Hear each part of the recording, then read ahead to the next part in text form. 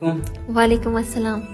जी आप बताएं, आप शुरू से बताएं, आपने सारी स्टोरी बतानी है कि आपके साथ क्या हुआ, पहले क्या थे और अब क्या हैं। जब मेरे बाबा जिंदा थे तब हमारी जिंदगी बहुत ऐशो आराम और सुकून से गुजरती थी। हमें कभी पता ही नहीं था कि दुख होते के। जब मेरे बाबा बीमार होने शुरू हुए, मेरे रिश्तेदारों की आहिस्ता आहिस्ता हमसे आंखें फिरनी शुरू हो गई। आखिरकार जब उनका इंतकाल हुआ तो मेरे चचा, 5 चचे मेरे, उन सब ने मिलकर हमें लाख सवा लाख दिया और हमें घर से बाहर निकाल दिया। अच्छा, तो आपको उन्होंने घर से बाहर निकाल दिया आपके बाबा के फौत होने के बाद? जी, उन्होंने बाहर निकाल दिया और उन्होंने 1.25 लाख से 1.5 लाख रुपया हमें दिया कि बस यही आपका हिस्सा, जाओ अब यहाँ से। फिर हमने मकान रेंट पर लिया, उसका एडवांस दिया और मैंने सोचा कि नहीं, मैं मैट्रिक पास हूँ, मैं कोई ना कोई जॉब कर लूंगी, मैं आहिस्ता आहिस्ता अपना घर चला लूंगी। लेकिन जहाँ पर भी जॉब के लिए गई वहाँ किसी ने गलत डिमांड्स की, तो किसी ने कहा आपकी क्वालिफिकेशन बहुत कम है, हम आपको अपने पास नहीं रख सकते।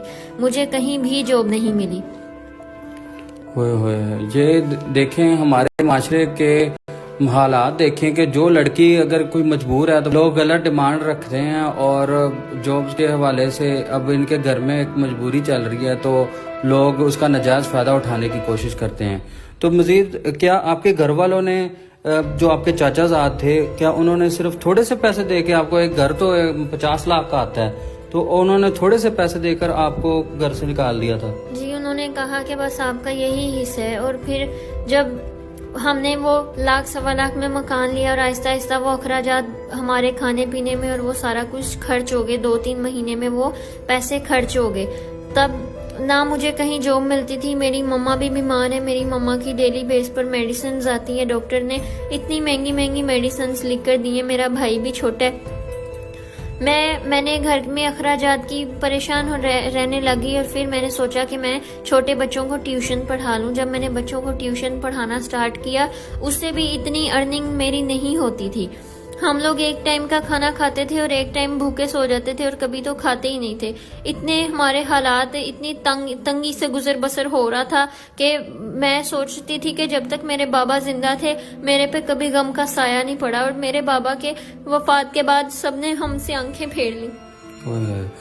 अल्लाह ताला किसी को भी इस तरह का दुख ना दिखाए कि किसी का वालिद फौत हो गया, अकेली ये हैं, इनका भाई छोटा है, तो ये कितने मुश्किल हालात से गुजर रही हैं। कोई अल्लाह का नेक बंदा अगर आपके साथ रिश्ता बनाना चाहे, कोई निकाह करना चाहे, तो आप की क्या डिमांड्स हैं और आप क्या चाहती हैं? क्या अगर आपकी कोई नेक बंदा आपकी ज़िंदगी में आना चाहे, निकाह करना चाहे, तो क्या आप तैयार हैं?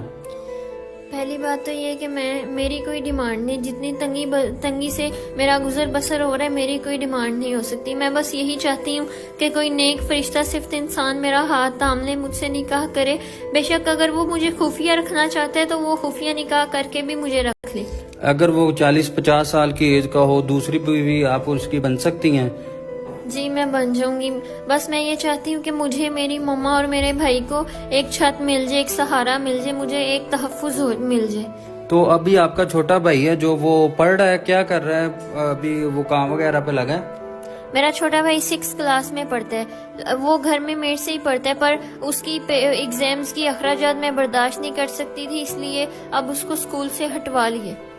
तो आप मुझे ये बताएं कि कोई अल्लाह का नेक बंदा अगर आपकी वालदा का, आपकी भाई का पढ़ाई का खर्चा उठा ले, तो आप उसके साथ रहने के लिए, निकाह में आने के लिए उसके तैयार हैं? जी, मैं तैयार हूँ। तो ये बहन बहुत ही ज़्यादा दुखी हैं और वो कह रही हैं कि मैं दूसरी बीवी बनने के लिए भी तैयार हूँ और मेरी वालदा का खर्चा बर्दाश्त कर ले, चाहे उनको घर अलग लेकर दे दे। अभी शुरू में ये इसे साथ ही रखेंगी, उसके बाद ये उन्हें अलग घर ले दे। जब बच्चा बड़ा हो जाएगा, छोटा भाई, तो वो काम पे भी लग जाएगा। इसी तरह ही जी, वो छोटा भाई जो बड़ा हो जाएगा फिर काम पे लग जाएगा, फिर अपनी आगे ये ज़िंदगी चला सकते हैं। तो कोई खुफिया निकाह करना चाहता आपके साथ, तो आप उसके लिए तैयार हैं? जी, मैं तैयार हूँ। तो ये जी आपने ये स्टोरी सुनी हमसे, तो इसी तरह की स्टोरीज देखने के लिए आप हमारे चैनल को सब्सक्राइब कर सकते हैं। नेक्स्ट वीडियो तक का इंतज़ार कीजिएगा। अल्लाह हाफिज़।